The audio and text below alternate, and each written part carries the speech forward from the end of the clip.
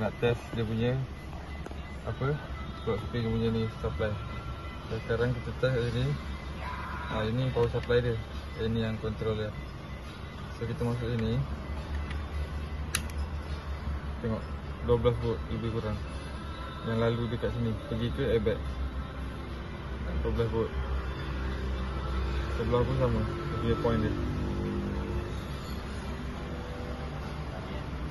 12 volt. So bila kita ini tak, bateri tak on lagi. Apa ni? Kunci tak on lagi.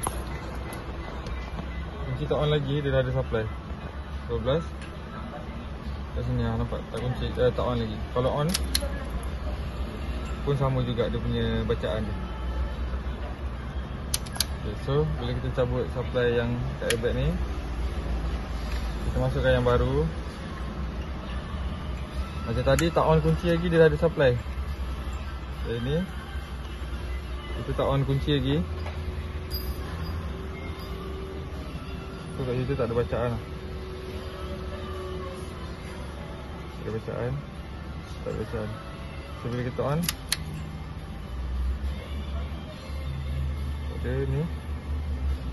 Tak ada.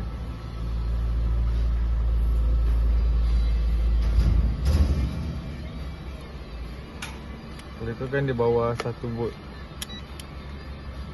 So kita set sini. Tengok dapat dalam bawah 1 volt lah. Tu. Ni on kunci lah. Kalau off kunci